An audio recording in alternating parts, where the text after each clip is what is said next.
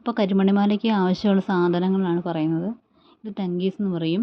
ഒരു plastic wear, നമ്മൾ ഈ മുത്തുമാലയൊക്കെ കോർക്കാൻ ഉപയോഗിക്കുന്ന പ്ലാസ്റ്റിക് വെയറില്ലേ, അതാണിത്. പിന്നെ നമുക്ക് ഇതിനായിട്ട് ആവശ്യമായിട്ടുള്ളത് ഒരു ഗോൾഡൻ ബീഡ്സ്, ഫ്ലവർ ബീഡ്സ്, പിന്നെ ആ ഒരു റൗണ്ടഡ് ആയിട്ടുള്ള ഒരു ബോൾ പോലത്തെ ബീഡ്സ് വേണം. പിന്നെ നമുക്ക് വേണ്ടത് ബ്ലാക്ക് ബീഡ്സ്, അത് റൗണ്ടഡ് ആയിട്ടുള്ള ബ്ലാക്ക് ബീഡ്സ് ആണ് വേണ്ടത് കരിമണിമാലയ്ക്ക്. അപ്പോൾ നമുക്ക് മാല ഉണ്ടാക്കാൻ തുടങ്ങാം.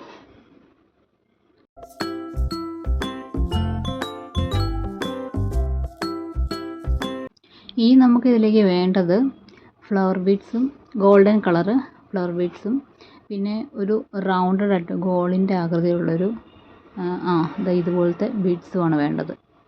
കണ്ടോ, ഇത് നമുക്ക് ബ്ലാക്ക് ബീഡ്സിന് ഇടയ്ക്ക് നമുക്ക് വെച്ച് കൊടുക്കേണ്ടതാണ് ഫ്ലവർ ബീഡ്സ്. അതുപോലെ തന്നെ മാലയുടെ സെൻട്രലായിട്ട് നമുക്ക് ചെയ്യേണ്ടതാണ് ഈ ഗോൾഡൻ റൗണ്ടഡ് ബീഡ്സും ഫ്ലവർ ബീഡ്സും ഉപയോഗിച്ചിട്ട്.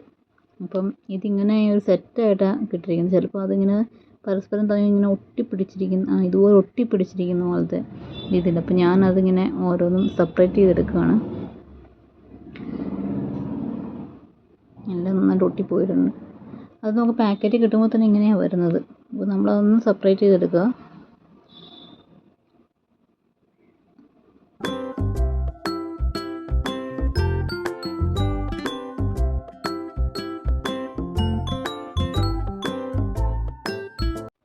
അപ്പോൾ ഞാനെല്ലാം ഒന്ന് സെപ്പറേറ്റ് ചെയ്ത് എടുക്കുന്നുണ്ട്.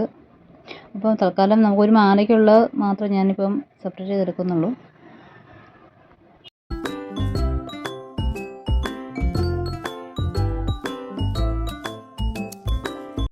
അപ്പോൾ ഞാനെല്ലാം സെപ്പറേറ്റ് ചെയ്തെടുത്തിട്ടുണ്ട്. ഇനി നമുക്ക് മാല കോർക്കാൻ വേണ്ട പ്ലാസ്റ്റിക് വെയർ, ടങ്കീസ് എന്ന് പറയും, അത് ഒരു 60 സെൻറ്റിമീറ്റർ നീളത്തിൽ ഒന്ന് മുറിച്ചെടുക്കണം. അപ്പോൾ ഞാൻ അത് 60 സെൻറ്റിമീറ്റർ നീളത്തിൽ മുറിച്ചെടുത്തിട്ടുണ്ട്. അപ്പോൾ 60 സെൻറ്റിമീറ്റർ ഒരു നോർമൽ ഒരു മാലയ്ക്ക് വേണ്ട ഒരു നീളം. അപ്പോൾ 60 സെൻറ്റിമീറ്റർ നീളത്തിൽ ഞാൻ ആവശ്യമായിട്ടുള്ള നൂല് മുറിച്ചെടുത്തു. ഇനി നമുക്ക് മാല കോർക്കാൻ തുടങ്ങാം. അപ്പോൾ ആദ്യമേ നമ്മുടെ ഇടത്ത് കയ്യിൽ ഒരു നൂലിൻ്റെ ഒരറ്റം ജസ്റ്റ് ഒന്ന് ലോക്ക് ചെയ്ത് വെക്കുക.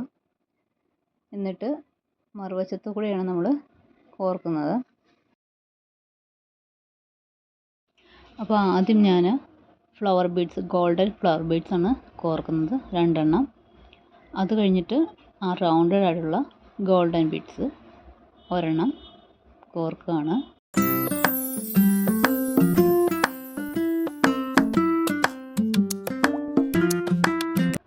അതിനുശേഷം 2 ഫ്ലവർ ബീഡ്സ്, അതിൻ്റെ 2 എണ്ണം ഒട്ടി പിടിച്ചിരിക്കുന്നതാണ്.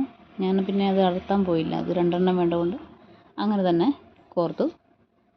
അത് കഴിഞ്ഞിട്ട് 2 ബ്ലാക്ക് ബീഡ്സ് കോർക്കുകയാണ്, 2 എണ്ണം. ഇത് നമ്മൾ മാലയുടെ ആ സെൻറ്റർ ഭാഗത്തെ അറേഞ്ച്മെൻ്റാണ് ഇപ്പോൾ ഫസ്റ്റ് നമ്മൾ ചെയ്യുന്നത്. അപ്പോൾ 2 ബ്ലാക്ക് ബീഡ്സ് കോർത്തു.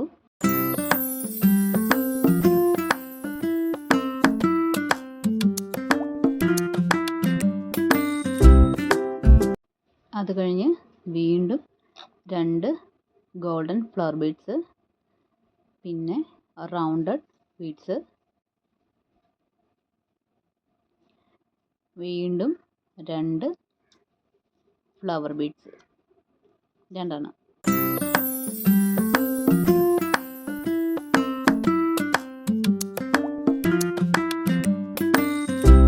പിന്നെ 2 ബ്ലാക്ക് ബീഡ്സ് വീണ്ടും കോർക്കുന്നു.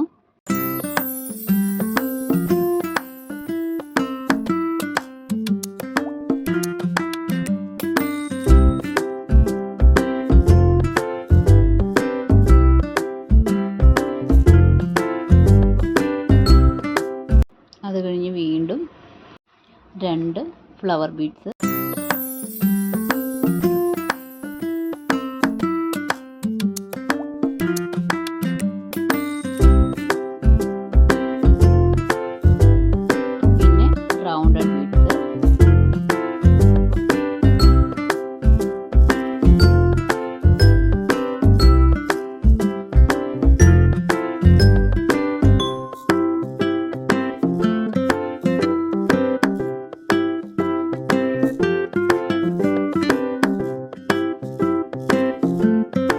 അപ്പോൾ ഇതാണ് നമ്മുടെ മാലയുടെ സെൻറ്റർ പോർഷൻ.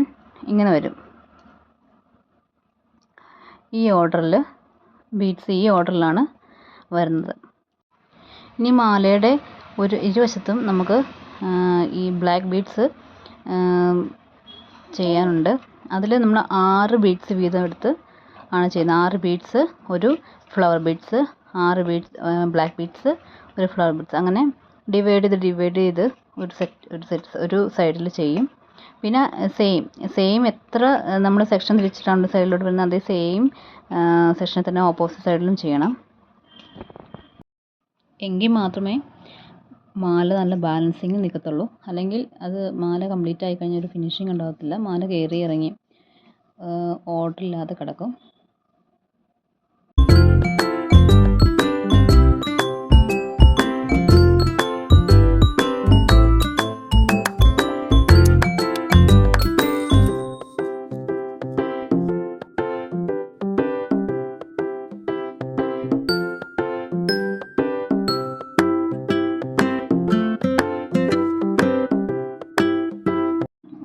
ഇപ്പോൾ ഞാൻ ഇത് സെറ്റ് ചെയ്ത് കഴിഞ്ഞു. 6 ബ്ലാക്ക് ബീഡ്സ്, ഒരു ഫ്ലവർ ബീഡ്.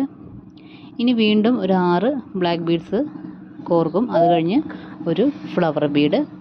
അങ്ങനെ ഒരു വശത്ത് ഫില്ല് ചെയ്യും. സെയിം ആ സെക്ഷൻ്റെ എണ്ണം തന്നെ ഓപ്പോസിറ്റ് സൈഡിലും നമ്മൾ ഫില്ല് ചെയ്ത് വരണം. അപ്പോൾ ഞാൻ ഒരു സൈഡ് സെക്ഷൻ കോർത്ത് ഫിനിഷ് ചെയ്യുകയാണ്.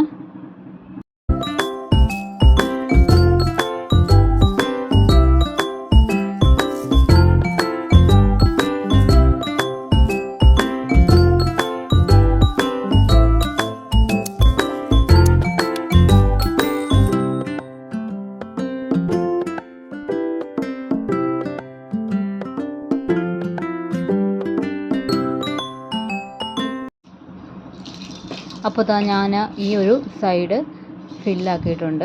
കണ്ടില്ലേ, 6 ബ്ലാക്ക് ബീഡ്സിനിടയ്ക്ക് ഓരോരോ ഫ്ലവർ ബീഡ്സ് വെച്ച് ഒരു സൈഡ് ഞാൻ ഫിനിഷ് ചെയ്തിട്ടുണ്ട്. ഇതേപോലെ തന്നെ നമുക്ക് മറുവശത്തും കൂടെ ഫില്ല് ചെയ്യാനുണ്ട്. ആ വശവും ഞാൻ ഫില്ല് ചെയ്ത് കഴിഞ്ഞു. അപ്പോൾ ഇങ്ങനെ ഇരുവശത്തും അതിൻ്റെ സെക്ഷൻ സെയിം എണ്ണം തന്നെ ആയിരിക്കണം, കറക്റ്റായിരിക്കണം. ഓപ്പോസിറ്റ് സൈഡിലും കറക്റ്റ് എണ്ണം തന്നെ കോർത്തെടുത്തിട്ടുണ്ട്. ഇനി നമുക്ക് ഈ മാലയുടെ എൻഡിങ്ങിൽ ലോക്ക് ബീഡ് വെച്ചിട്ട് ലോക്ക് ചെയ്യാനുണ്ട്. ഇതാണ് ലോക്ക് ബീഡ്. ഇത് ഓപ്പൺ ചെയ്തിട്ട് നമ്മൾ മാലയുടെ എൻഡിങ്ങിൽ ഇരുവശത്തുമായിട്ട് കോർത്ത് കെട്ടിയിട്ട് ലോക്ക് ചെയ്യുകയാണ് ചെയ്യുന്നത്.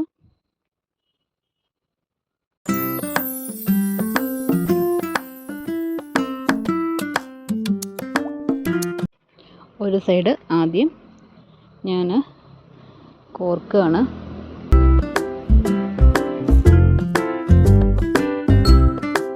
ഇതേപോലെ ചുറ്റി കെട്ടിട്ട് കൊടുക്കുക. ഒരു 3-4 കെട്ട് ഇട്ട് കൊടുക്കുക. നന്നായിട്ട് ലോക്ക് ചെയ്ത് കൊടുക്കണം, ഊരി പോവാത്ത രീതിയിൽ.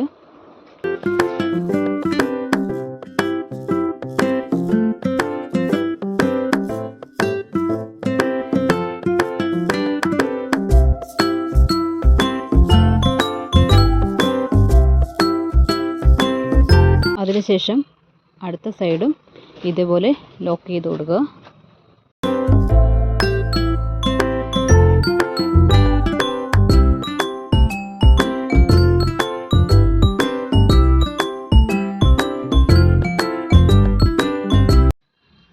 ആദ്യം ലോക്ക് ബീഡ് ഇട്ട് കൊടുക്കുമ്പോൾ നന്നായി വലിച്ചിട്ട് വേണം കെട്ടിട്ട് ലോക്ക് ചെയ്യാൻ, അല്ലെങ്കിൽ മാല വല്ലാതെ ലൂസായി പോകും. ഇപ്പോൾ മാല ഫിനിഷ് ആയിട്ടുണ്ട്. മാലയുടെ സെൻട്രൽ പോർഷൻ ഇതുപോലെ വരും. എൻഡ് പോർഷൻ ഇങ്ങനെയും വരും.